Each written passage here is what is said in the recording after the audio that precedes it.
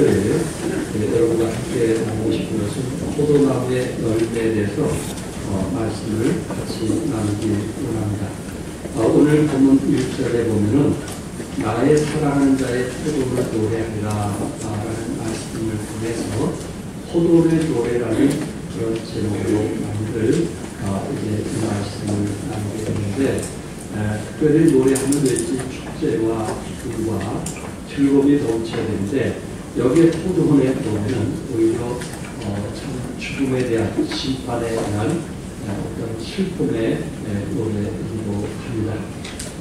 본문이 기록 당시가 언제냐면 예수님이 태어나시기 전에 739년에서 722년 전에 이 말씀이 이 시대의 배경을 두고 말씀하고 있는데, 이스라엘은 북쪽과 남쪽 이렇게 둘러나가면서 북쪽을 이제 북이스라엘이라고 하고 남쪽을 이제 유다, 이렇게 해서 유다 왕국을 이제 세워서 둘이 나눠지게 되었습니다.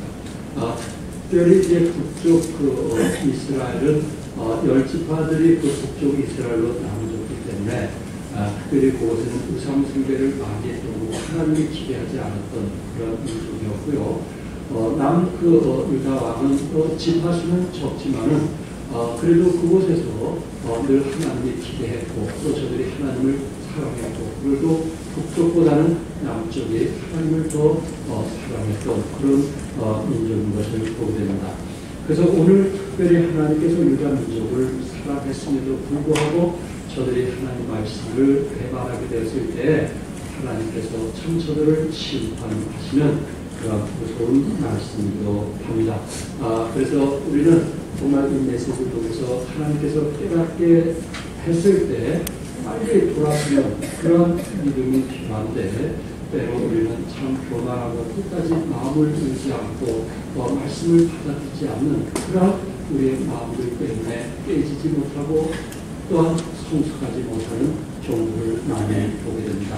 영국의 헨리 8세 때 일인데, 그때 당시만 해도 이제 궁중에서 예배를 드리던 시대였어요. 그러다 보니까 궁중에서 예배를 드리다 보니까 왕도 와서 또 예배에 참여해서 왕도 함께 예배를 드리게 되었습니다. 그 당시 그 주교 레티머라고 하는 사람이 이제 그곳에서 말씀을 전하다가 아마 중간쯤에 참 나라가 걱정이 되어서 이런 나라가 영국이 이런 나라가 돼야 된다 하고 그런 부분에 대해서 좀 메시지를 전하면서 하나님이 기뻐하시는 나라를 강조한 것 같아요. 그러다 보니까 이 왕의 마음이 불편했습니다. 아니, 저 사람이 내 앞에 두고 어떻게 저런 설교를 할 수 있는가 하고 이제 황제가 참 마음이 불편했어요. 어쨌든 주교는 당장에 말씀을 전하고 마쳤는데 황제가 그럴 거야. 그러면 자네 어떻게 설교해도 그런 설교를 할 수 있겠는가? 좀 나를 좀 좋게 하는 설교를 해야지 내 마음을 상해서 하는 설교를 할 수 있는가? 그래서 내가 한번 당신 용서해 줄 테니 이제 그 용서해 줄 테니 다음 주에 가서 내가 설교 때 이런 얘기를 했는데 그거 사과한다 한마디 하게. 그러면 당신을 용서하겠네. 만약에 그렇지 않으면 당신은 그날로 죽을 것이네 라고 얘기했어요. 그랬을 때 이 주교가 참 한 주 동안 고민을 하면서 결국은 그가 내가 하나님 편에서 말씀을 전했기 때문에 오히려 담대하게 그 시간에 또 설교를 하면서 나라에 대한 하나님의 뜻에 대해서 설교를 하는 거예요. 그러니까는 그 왕의 황제가 화가 난 죽어도 괜찮은데 어떻게 자네가 그럴 수 있는가? 자네 시족을 말려도 되겠는가? 라고 했어요. 그랬더니 주교가 나는 하나님의 말씀을 전하는 것에 대해서는 사과할 필요가 없습니다. 나는 하나님께서 성령께서 내 마음에 감동해서 주신 말씀이기 때문에 왕께서 어떻게 들었든 그거에 대해서 나는 목사로서 사과할 일이 없습니다. 그 이유라면 제가 오히려 이제 판도를 갖고 더 좋은 천국에 가겠습니다. 그랬더니 자네 그러면 죽음이 두렵지 않는가? 자네 4대 시족을 말려도 그게 두렵지 않는가? 그렇게 얘기했어요. 그랬을 때 나는 하나님의 신분으로서 성령께서 말씀하신 것을 하는 것이지 사람에 의해서 자기하지 않습니다. 나는 어떤 결과를 결정하는지 알겠습니다. 그 이야기를 들었던 왕이 그 순간 그 앞에 무릎을 꿇으면서 당신 같은 사람이 내 곁에 있어주기를 원한다. 당신 같은 사람이 내 곁에 있어주기를 원한다. 나는 당신이 원하는 나라를 다스리겠다고 하면서 그 앞에서 눈물을 흘리면서 회개했던 유명한 시간입니다. 여러분 어떤 말씀을 들을 때 우리는 그것을 반박하고 또 그것을 나를 위한 설교였다고 하면서 비난하는 사람도 있고, 어떤 사람은 하나님께서 나에게 주신 메시지라고 하면서 그 말씀에 무릎을 좋아하면서 굴복하는 두 종류의 모습이 나타나게 되었습니다. 여러분은 어떠한 자세입니까? 우리의 반응은 어떠한 반응입니까? 내 마음은 늘 열린 마음에서 들을 귀를 가진 사람입니다. 그렇지 않은 어떤 부분을 듣고 어떤 부분을 듣지 않은 취사선택을 하면서 신앙생활을 해왔는가 하는 것을 한번 생각해 보면서 이제 올해 얼마 남지 않은 이런 시점에서 하나님이 원하시는 우리의 열매가 어느 정도 참 열매를 맺는가 한번 같이 생각하는 시간이 될 수 있기를 바랍니다. 첫째, 오늘 이 말씀을 보니까 하나님은 열매 맺기 위해서 이 참 포도나무를 포도원에 심었던 것을 보게 됩니다.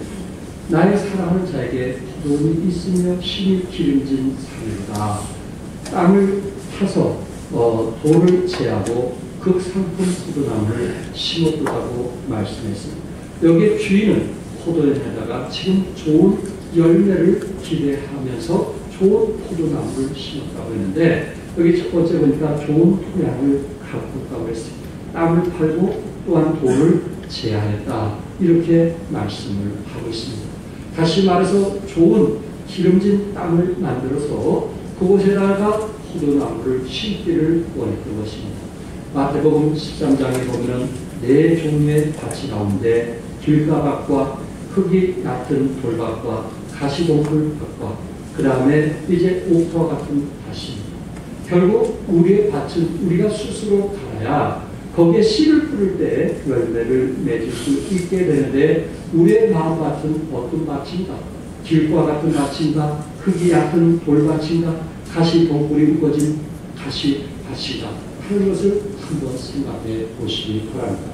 그런데 우리 하나님은 여러분과 나에게 참 포도나무를 심기 위해서 땅을 깊이 파서 돌과 잡초와 나무 뿌리들을 제거해 버려가지고 옥토와 같은 기름진 땅이 되기를 원하신다는 것입니다. 그리고 우리가 정말 어떤 것을 심든지 그 안에서 100배 열매를 거두기를 원하신 분이 하나님이십니다. 그래서 좋은 토양으로 갖고 오고, 또 이전에 보니까 이제 극상품 포도나무를 심었다고 했어요. 그 포도나무 중에 가장 좋은 나무를 심어서 아름다운 열매 맺기를 원했다고 말씀을 했습니다. 마태복음 7장 17절에 좋은 나무마다 아름다운 열매를 맺고 못된 나무가 나쁜 열매를 맺는다. 좋은 나무는 무슨 열매를 맺어요? 아름다운 열매를 맺습니다. 그렇다면 하나님께서 우리에게 그 상품의 포도나무를 심었다면 반드시 우리는 어떤 열매가 있어야 돼요? 좋은 열매가 있고 좋은 열매가 이제 나타나야 되는 것입니다. 못된 나무는 나쁜 열매를 맺을 수밖에 없습니다. 여러분 마음에 혹시 못된 나무를 심어줬다면 나쁜 열매를 맺을 수 있는 것은 당연한 거였어요. 그러나 하나님께서 우리에게 좋은 나무를 심었다면 우리 하나님이 우리에게 기대하는 것은 좋은 나무를 기대한다, 이렇게 말씀했어요.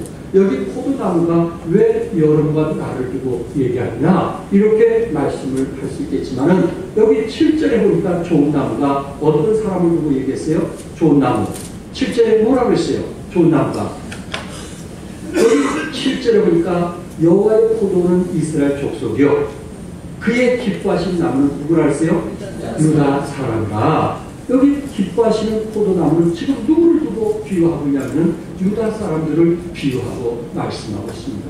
결국은 그 포도나무가 유다 사람을 비유하고 있다면 오늘 메시지는 결국 여러분과 나에 대한 메시지이기 때문에 그렇습니다. 또한 최상의 열매를 기대하는 것입니다. 이렇게 밭을 갖고 또 이렇게 돌멩이를 치우고 그리고 극상품의 나무를 심었다는 것은 무엇 때문에 농부가 그렇게 땀을 흘리면서 일을 할까요? 무엇 때문에 농부가 새벽부터 일어나서 일을 할까요? 무엇 때문에 농부가 그렇게 새벽부터 일어나서 땀을 갈까요?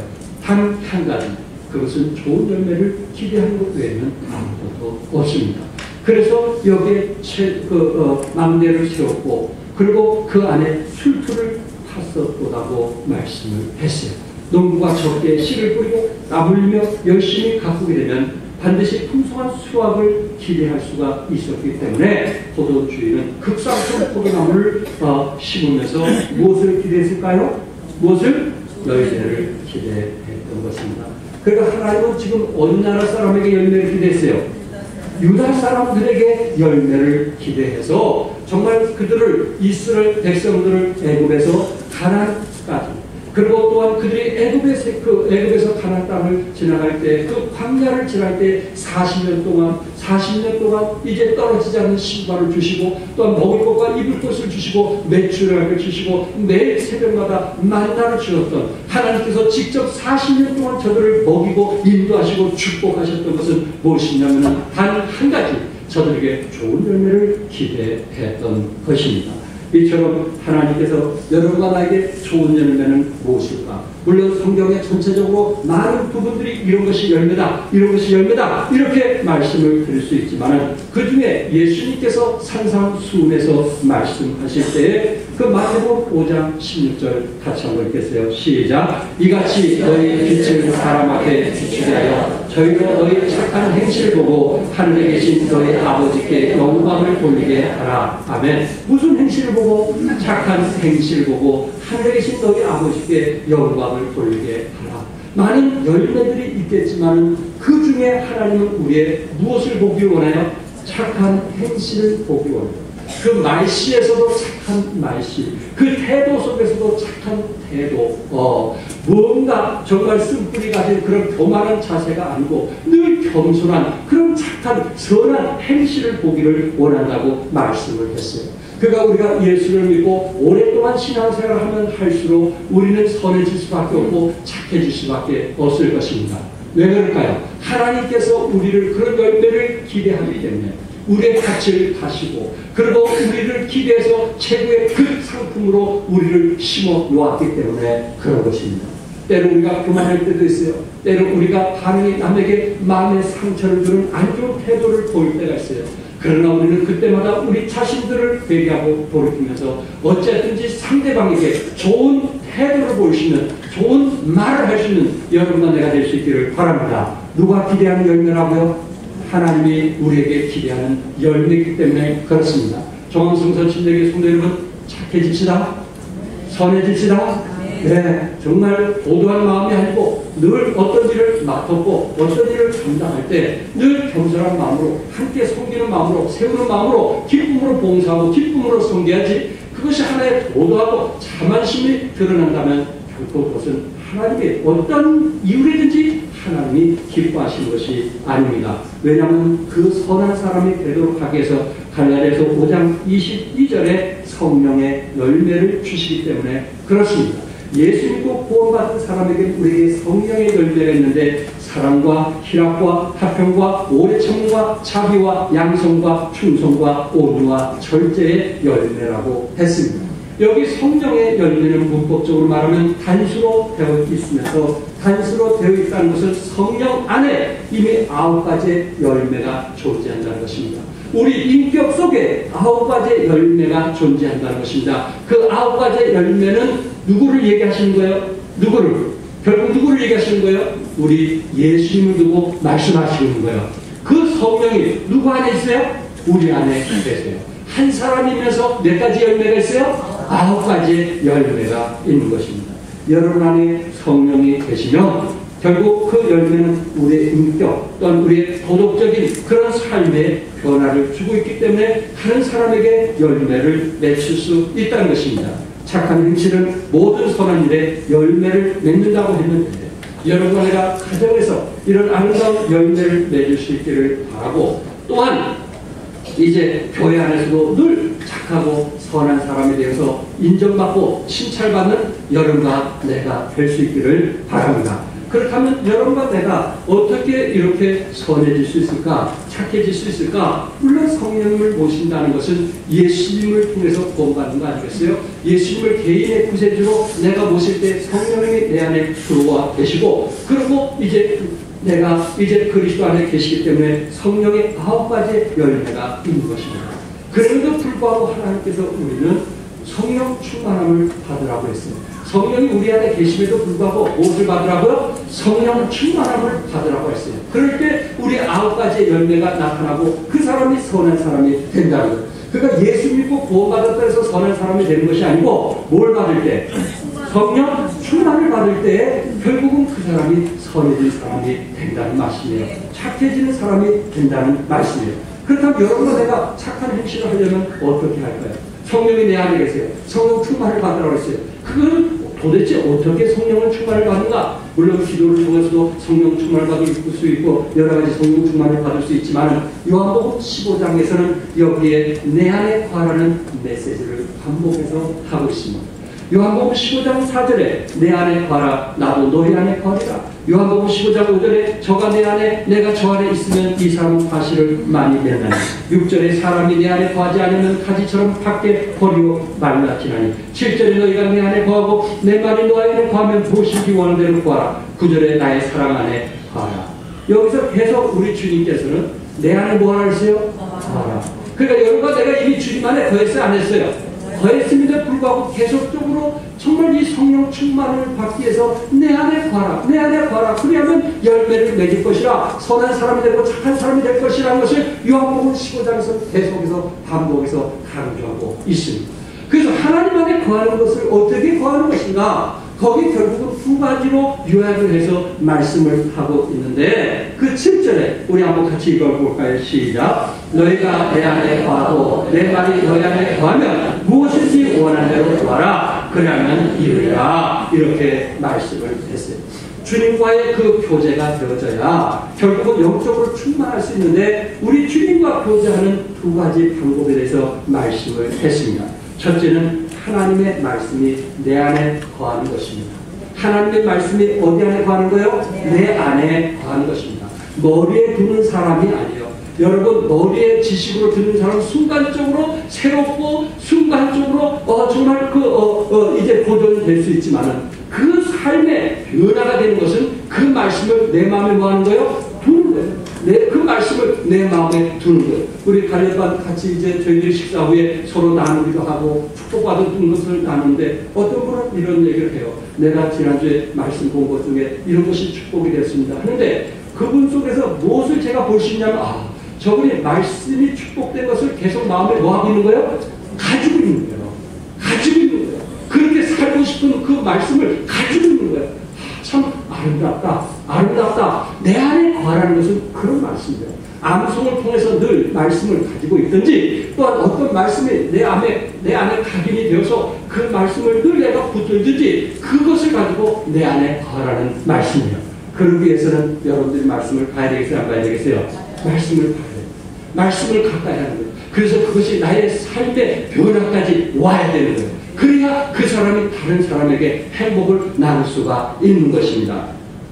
또한 여기서 2번째 말씀에 의지하여 이제 구하는 것인데, 내 말이 너희 안에 거하면 무엇이든지 원하는 대로 뭐하라? 구하라. 그러니까 여러분과 내가 하나님께 기도하되 우선순위가 뭐예요? 우선순위가 우선순위가 내 말이 너희 안에 거하면 그 후에 하나님께 뭐하라? 구하라. 이렇게 말씀을 했어요. 그러니까 말씀을 의지해서 하나님께 구하라. 내가 어떤 욕심에 의해서 구하는 것이 아니고, 신앙생활도 자신의 어떤 욕심을 위한 신앙생활이 아니고 정말 하나님께 영광 돌리게 하는 그런 삶이 되기를 원하고 있습니다. 여러분, 어떤 부부가 행복한 부부일까요?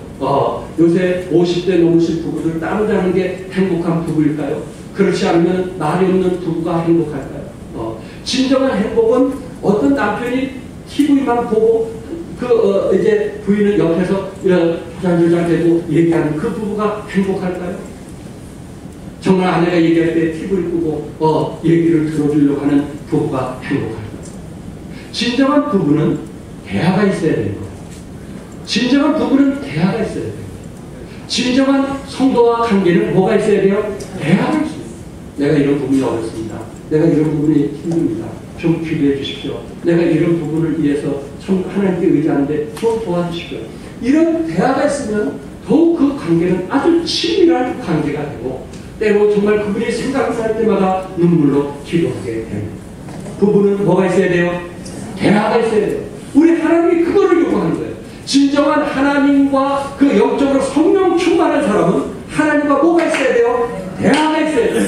그래서 먼저 우리는 하나님의 말씀을 듣고 그리고 그 말씀에 의지하여 하나님께 구하는 하나님께 정말 어떤 반응을 보이는 그런 관계가 영적인 충만한 관계다 하는 것을 말씀하고 있다만 성도 여러분 바라는 하나님의 말씀을 가까이 하시기 바랍니다. 하나님의 말씀을 귀담아 들을 수 있길 바랍니다. 때로 그것이 TV 때문에 때로 그것이 사업 때문에 때로 그것이 세상적인 얘기하기에 많이 바빠서 하나님 말씀을 들을 기가 없는 거예요. 그렇다면 우리는 어떻게 올바른 것을 하나님께 구할 수 있겠느냐 하는 것입니다. 여러분 내가 진정으로 정말 그리스도의 삶을 살기 원한다면 그리스도 안에서 착한 일을 하고 그리스도 안에서 선한 사람이 되고 그리스도 안에서 정말 인격적으로 다른 사람에게 옳은 태도로 영향을 미치기 위해서는 말씀이 내 삶을 주관할 수 있기를 바라고 그리고 말씀에 의지하여 하나님께 구할 수 있기를 바랍니다. 바로 그 사람에게는 하나님께서 진정한 아름다운 선한 열매가 맺어지라고 믿습니다. 두 번째는 하나님은 열매 맺기를 거절한 포도나무를 보았습니다. 이전에 좋은 포도 맺기를 바랬더니 뭐가 맺혔어요? 뭐가 맺혔어요? 들포도가 맺혔어요. 누가 들포도라고 했습니까? 바로 심는 대로 나지 않은 포도나무를 들포도라고 주인은 말했어요. 여러분 들포도라는 것은 냄새가 나쁘다는 의미를 가진 그런 단어의 뜻에서 나온 거예요. 그러니까 들포도는 냄새가 이상해요. 참 포도에서는 진정으로 포도의 냄새가 향기로운데 이것은 아주 안 좋은 냄새가 나서 들포도라 이렇게 말씀하고 있습니다. 이스라엘 백성들, 유다 백성들에게 하나님께서 정말 가장 극상급 제일 좋은 나무로 심었고 그리고 토양을 갈고 또 돌을 이제 그 돌을 뽑아내고 이렇게 해서 좋은 기름진 밭을 만들었구만. 왜 이곳에서 들포도가 났을까? 그럼 그 당시에 유다 백성들의 들포도가 뭐냐는 거예요. 그 당시에 유다 백성들은 왜 들포도를 맺었다고 얘기했을까? 우리 5장 8절 한번 읽어보겠어요. 5장 8절 다 같이 읽겠어요. 시작. 가옥에 가옥을 펴하며 전토에 전토를 더하여 빈틈이 없도록 하고 이 땅 가운데 홀로 거하려 하는 그들은 하에슬지요. 여기에 어떤 사람이 첫 번째 화를 받게 됩니까? 가옥에 가옥을 연하고 전토에 전토를 더하는 자들이라고 했어요. 이것은 쉽게 표현한다면 집을 사고 땅을 사는 자들을 지금 들보더라 이렇게 말씀을 하고 있습니다. 여러분 집을 두 채, 세 채 산다고 해서 그것이 나쁜 사람일까요? 땅을 좀 넓은 땅 1000평, 2000평 가졌다고 해서 그게 나쁜 사람일까요? 결코 그 얘기는 아닐 것입니다. 그런데 그 당시 토지와 가옥은 백성들의 삶의 터전이요 생존의 근거였습니다. 그래서 율법은 토지의 매매를 이스라엘은 금지했습니다. 그리고 아무리 형편이 어려서 집을 팔고 또한 토지를 팔 수도 있지만은 그렇게 팔았을 때는 반드시 50년 지난 후에는 다시 돌려줍니다. 아무 보상 없이 다시 돌려지게 된 것이 이스라엘의 법입니다. 이날을 희년이라고 이야기를 합니다. 그런데 불을 축적했던 이런 사람들이 가난한 사람들의 땅을 마음대로 자기 것으로 만들고 그 집들을 자기 것으로 만들어서 이제 자신은 배불리 살면서 가난한 자들을 돌아보지 아니했던 것입니다. 힘 있는 자들은 그 당시 누굴까요? 이스라엘의 장로들, 나이 많은 장로들, 또한 방백들, 또한 지도자들을 말하고 있습니다. 이사야 3장 14절 함께 읽겠습니다. 다 같이 시작. 여호와께서 그 백성의 장로들과 방백들을 분문하시되 포도원을 삼킨 자는 너희며 가난한 자에게서 살찬 물건은 너희 집에 있도다. 여기 지금 장로들과 방백들을 분문하시되 포도를 삼킨 자는 너희며 이렇게 강하게 말씀을 하고 있습니다. 이웃을 돌아보지 않냐고 탈취하는데 모으는데 급급한 사람, 자신의 재물을 모으고 이웃들과 나누지 않는 저들의 모습을 보면서 하나님께서 들포도다 이렇게 비유를 했습니다. 두 번째 들포도는 누구를 두고 얘기하고 있습니까? 이사야 5장 11절과 12절에 아침에 일찍 일어나 독주를 따라가며 밤이 깊도록 머물러 포도주에 취하는 그들은 화 있을진저 그들이 연애에는 수금과 비파와 소고와 저와 포도주를 갖추어도 여호와의 행하심을 관심치 아니하며 그의 손으로 하신 일을 생각지 아니하더라고 했습니다. 두 번째 들포도를 맺히는 사람이 누굴까요? 쾌락 추구에 빠진 술꾼들을 말하고 있습니다.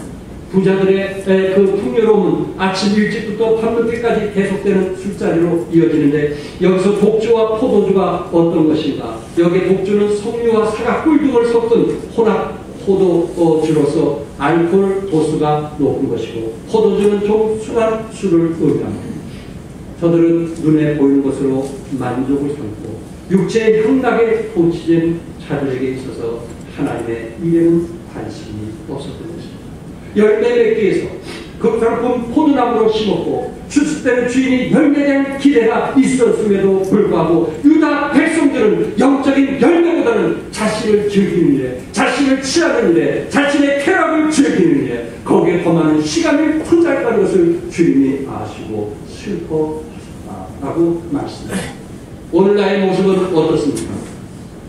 하나님께서 정말 우리를 개간하시고 정말 구원받게 하시고 하나님의 자녀로 인쳐주셨을 때는 적어도 다른 사람보다 나를 택하셨을 때는 나를 통해서 열매 맺기를 원하고 계시는데 나는 내 일에 바빠서 하나님의 일에 무관심하면서 살아가고 있지 않느냐 하는 것을 묻고 있는 것입니다.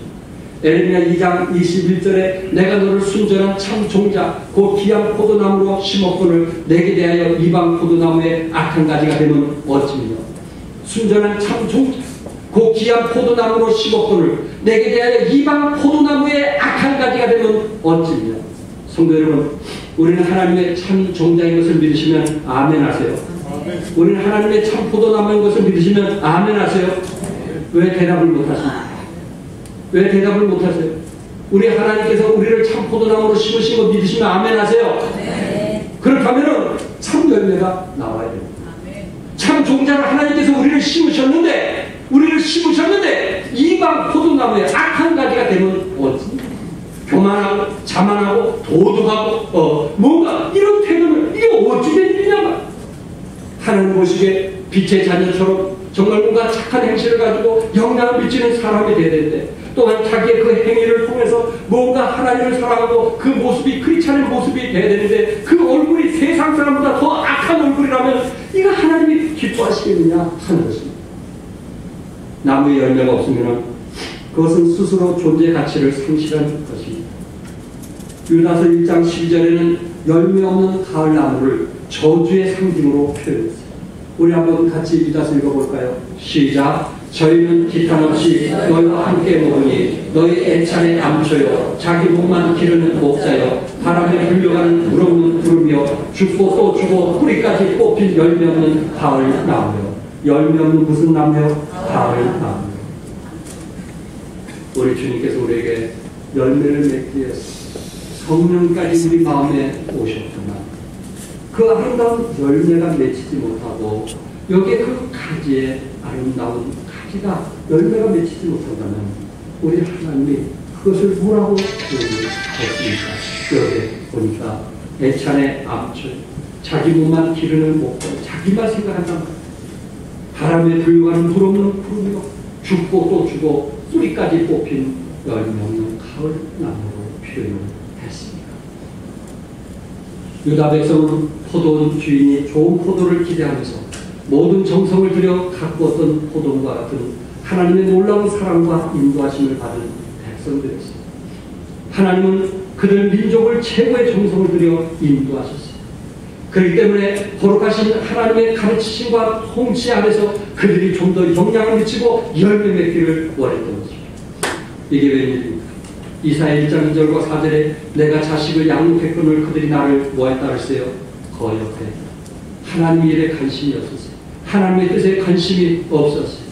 오로지 자기 구원받으면 구원받은 거고 내 생활은 내 생활이에요. 이건 이중적인 생활이에요. 완전히 다른 모습이었어요. 하나님을 버리고 포도를 맺는 것이 아니라 들포도를 맺게 되었다는 것입니다. 올해 한 해 마무리하면서 여러분 어떤 열매를 맺었다고 생각하십니까? 하나님이 기뻐하시는 열매를 맺기 위해서 내가 예배에 정말 최선을 다했고, 그리고 내가 옥토 같은 밭이 되기를 최선을 다했고, 그리고 내가 늘 암송했던 말씀을 내가 주장하면서 살기를 원했는지, 그렇지 않으면 늘 듣기만 좋아하고 좋은 것만 찾아다니는지 우리 자신을 한번 생각해 보시기 바랍니다. 우리의 결단과 우리의 시행과 헌신 없이는 우리는 좋은 열매를 기대하기가 어렵습니다. 성도 여러분, 교회 안에서 고난 없이 희생 없이 그냥 듣기만 하면서 자란 사람은 그 사람은 비전과 꿈을 가지고 살아갈 수가 없습니다. 여러분, 어떤 사람의 책을 읽어보니까 그 사람은 이제 그 통닭으로 비유해서, 날개 펼친 통닭으로 비유해서 꿈속에 통닭이 날아가는 거 보이지 않습니까? 주인이 닭에게 계속 먹이를 주는 것은 잡아먹기 위해서, 나중에 잡아먹기 위해서 일하지 않아도 주는 것만 받아먹는 거예요. 그러나 복수는 어릴 때부터 산꼭대기에서, 산중턱에서, 그 보금자리에서 새끼를 어미가 참아 날개를 쫓아냅니다. 살려달라고 날개를 칩니다. 살려달라고 날개를 칩니다. 그 고난과 싸움. 그러면서 닭은 땀을 보고 살지만 독수리는 세계를 바라보면서 삽니다. 비전이 다른 거예요. 꿈이 다른 거예요. 말씀을 의지해서 그렇게 살려고 애쓰는 사람, 순종하면서 살려고 애쓰는 사람은 정말 독수리 날개처럼 세계를 바라보면서 소망 가운데 살 것이고, 받아먹기에 급급한 사람은 더 이상 변화도 없고 성장도 없고 자신의 영광을 위해서만 살게 될 것입니다. 나는 과연 어떤 열매입니까? 나는 과연 어떤 열매입니까? 올해 마지막 보내면서 나는 어떤 열매를 갖춘 사람입니까? 늘 말씀만 듣기를 원했습니까? 그래서 그 말씀을 의지하여 살기를 원하는 그런 행동, 그런 반응이 내 삶의 현장 속에서 나타나면서 살았습니다. 끝으로 하나님은 열매 맺기를 거절한 포도나무를 심판한 것이었습니다. 에스겔 15장 2절과 4절에 인자야, 포도나무가 모든 나무보다 나은 것이 무엇이냐? 살림 중 여러 나무 가운데 있는 그 포도나무 가지가 나은 것이 무엇이냐? 그 나무를 가지고 무엇을 제조할 수 있겠느냐? 그것을 무슨 그릇을 걸 못을 만들 수 있겠느냐? 불에 던질 화목이 될 뿐이라 불이 그 끝을 사르고 그 가운데 들었으면 제조에 무슨 소용이 있겠느냐? 여러분, 포도나무는 쓸모가 없습니다. 장작도 오래 타지만 이 포도나무는 이제 불을 켜면 금세 타버리기 때문에 장작 연료로도 쓸 수가 없어요. 포도나무 때로 그 꽃이 피지만은 그렇게 아름다운 꽃이 아니에요. 오로지 포도나무 단 한 가지, 열매 맺는 것 외에는 가치가 없어요. 그것은 오늘 성경에서 말씀한 것도 그 못을 박는 나무로도 쓸 수 없는 것이 포도나무라고 했어요. 오로지 열매 맺는 것입니다. 들포도를 맺힌 나무는 네 가지 방법으로 하나님께서 처리하시는데, 5절에 보니까 내가 그 울타리를 걷어 먹힘을 당케 합니다. 좋은 포도나무를 먹기 위해서 울타리를 쳤는데, 이제 그가 들포도를 맺히니까 울타리를 하나님께서 걷어 세상 사람부터 마음대로 먹히게 한다. 이제 어떻게 살든, 그 사람 세상을 사랑하든 좋아하든 뭐 어떻게 살든 그냥 내버려 두겠다는, 방치해두겠다. 이것이 얼마나 큰 심판인지 아시기 바랍니다. 두 번째는 5절에 그 담을 서로 짓밟히게 하겠다. 세상 사람으로부터 뭐 하게 할까? 짓밟히게 하겠다. 짓밟히게. 세 번째는 6절에 다시 가지를 자르나 북을 돋지 못하여 돌보지 않으리라는 말씀입니다. 주인이 와서 이제 열매 맺도록 하기 위해서 뭘 해요? 가지치기를 해요. 아픔이 있어요. 상처가 있어요. 그러나 열매 맺기 위해서 세상 것을 포기하는 가지치기를 하나님이 하십니다. 근데 들포도를 맺으니까 이제 가지치기를 합니다. 네가 원하는 대로 살아. 먹고 싶은 거 다 먹고 마시고 싶은 거 다 먹고 네가 원하는 대로 살아. 내버려두는. 네 번째는 뭐를 내리지 않는다 했어요? 비를 내리지 않는다고 했어요. 하나님께서 이제 마지막 들포되게 심판하는 것입니다. 성도 여러분, 여러분은 과연 하나님께서 나에게 참포도를 심었다면 내 안에 하나님이 원한 선한 열매가 맺어져야 됩니다. 그렇지 않으면 들포도가 맺어져야 되는가 한 것을 한번 스스로 결단하는 시간이 될 수 있기를 바랍니다. 한 예를 들고 마치려고 합니다. 30년 후 미국에서 한인 대통령이 나올 것이라고 말한 사람의 이야기입니다. 미국 워싱턴주 상원 국회의원만 되면 좋은데 그 상원 국회의원 중에 또 부의장으로 일을 하고 있는 심호본 의원입니다. 올해 77세로서 이제 상의원으로서 77살인데도 그 일을 감당하고 있고 정치계에서 5번이나 국회의원에 이제 당선됐던 사람의 이야기. 미국에 가서 유학하고 공부하는 사람은 부잣집에서 태어나서 이런 일을 한 것이 아니냐라고 말할 수 있겠지만은 이분은 가난한 그런 아들로 태어났어요. 그리고 4살 때 어머니께서 일찍 돌아가셨어요. 질병으로. 그리고 어머니가 돌아가시니까 아버지가 이제 이 4살 된 아이를 버려두고 또 어디로 떠났어요. 그래서 결국은 외할머니 밑에서 이제 살게 되었는데 외할머니 밑에서 살면서 이 식구끼리 참 안 좋은 좀 이런 일들이 있어서 그 6살 나이 그거 뭐 알겠어요. 6살에 서울로 상경해서 서울역에서 재훈이라는 친구를 만나 여관에서 삶을 살았어요. 거지 생활하고 동양질하면서 살았어요. 그러다가 6.25 전쟁 기간 동안에 노량진에서 동양질하면서 이제 살게 되는 그런 과정 중에 정말 이렇게 자란 사람은 대부분 깡패 쪽으로 나가게 되고 못된 그런 사람으로 나가게 되는데 용산의 한 미군을 만나게 되는데 폴 데이라고 하는 아주 신앙심이 좋은 그리고 이웃에게 봉사를 많이 하는 폴 데이를 만나게 되었습니다. 이분을 처음 만나서 그 집에 가서 샤워를 했던 이제 심호범 의원은 이 사람은 다른 사람과 다르구나. 그래서 왠지 그 사람을 돕고 싶었어요. 그분이 퇴근하기 전에 마당을 쓰고 뭔가 그분을 위해서 일하고 싶은 마음이 생겼어요. 그랬을 때 폴데이가 너무나 착하니까 그 아이를 집에 들여서 밥도 먹여주고 또 빨래도 하게 하고 일을 하게 했어요. 너무나 잘하고 꼭 폴데이가 잠을 자만 자는 거예요. 참 특이한 아이예요.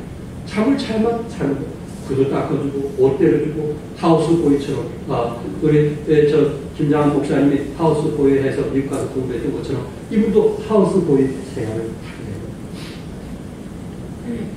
그리고 이분이 다시 미국으로 돌아갈 때 이렇게 얘기했어요. 너 미국 가서 공부해보지 않겠니? 내가 너를 데리고 가고 싶다. 그랬을 때 심호범 의원은 원하시면 제가 가서 열심히 하겠습니다. 하고 이제 그분이 먼저 미국에 들어가고 그리고 초청장을 보냈는데 네 번째 대사관에서 이게 빠꾸를 왜냐하면 그동안 공부를 안 했거든요. 학교 졸업한 게 하나도 빠꾸를 계속 마지막 이제 전 패스가 돼서 미국에 떠날 때 그때 입양 당시 16살이었다고 합니다. 그가 부산에 가서 배 타고 미국으로 갈 때 육지에 침을 뱉고 다시 내가 곳에 돌아가고 이 더러운 세상 퇴퇴하고 미국을 향해서 16살 때 그곳에 가고 아는 게 있어야죠. 졸업한 게 뭐 있어야죠. 학교에 들어갈 수가 없는.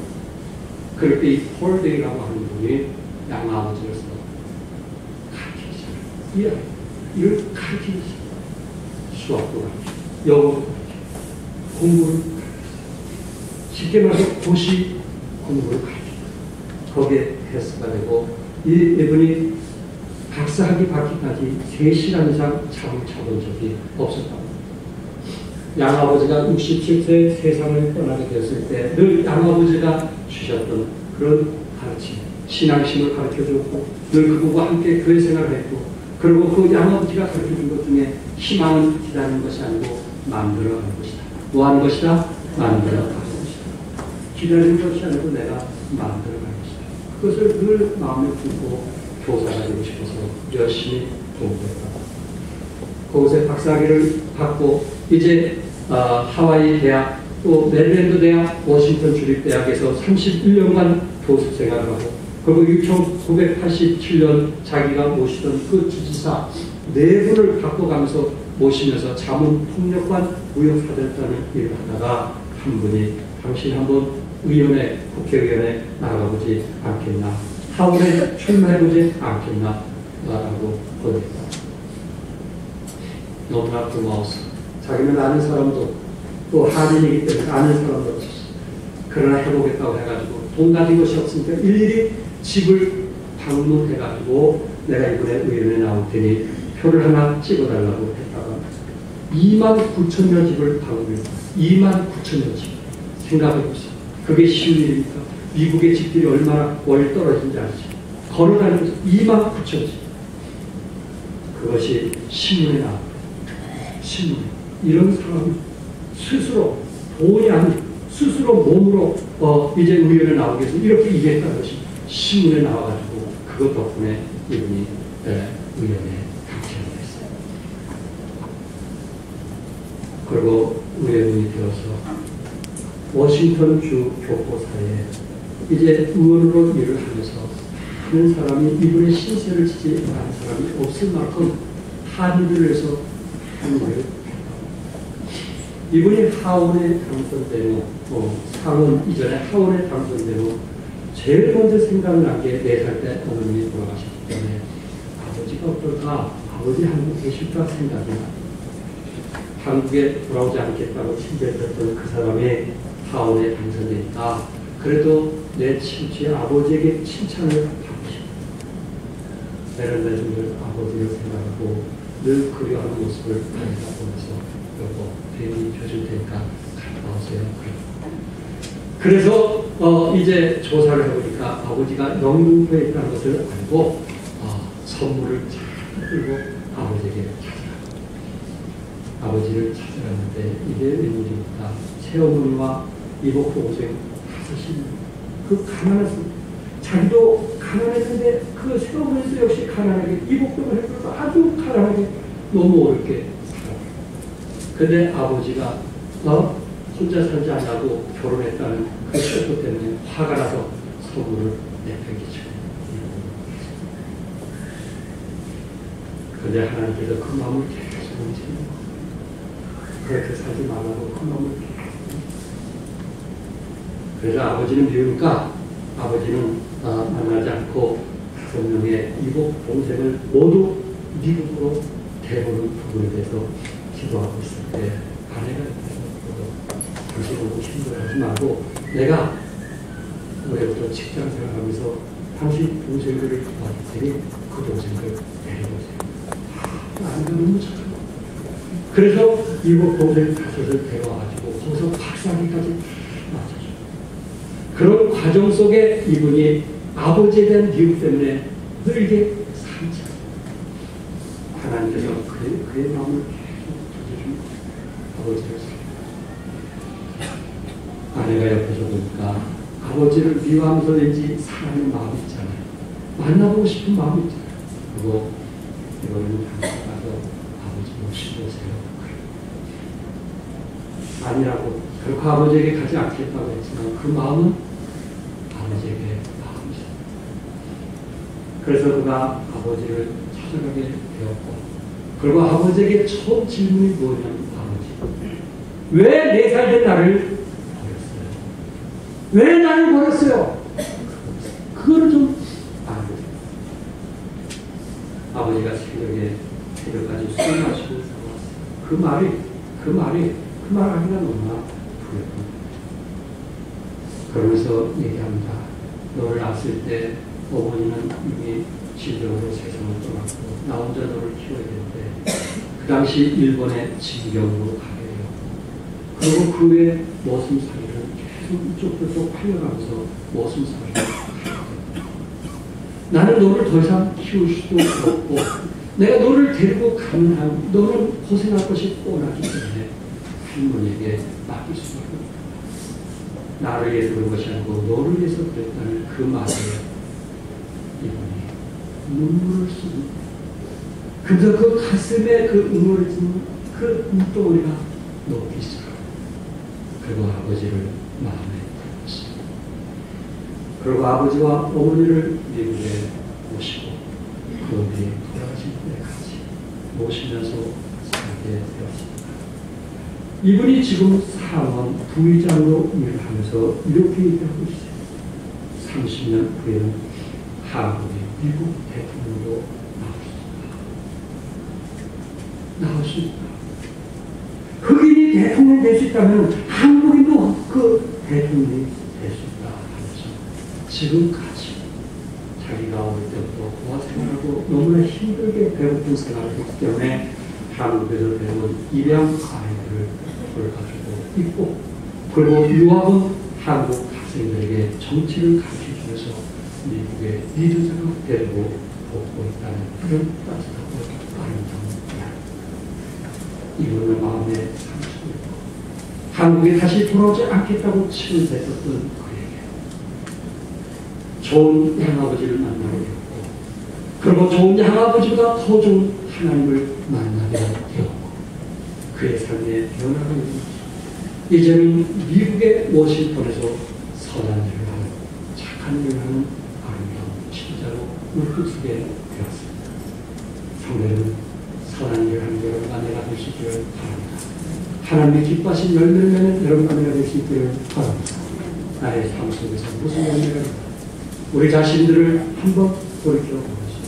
우리는 공동체 더불어 함께하려고 내 자신을 주장하고 내 자신의 뜻을 펼치려고 하기보다는 상대방을 위해서 기여할 수 있는 함께 해주려고 하는 아름다운 마음들이 여러분 마음속에 함께함을 통해서 하나님의 은혜가 여러분과 함께 하시기를 주님으로 축복합니다.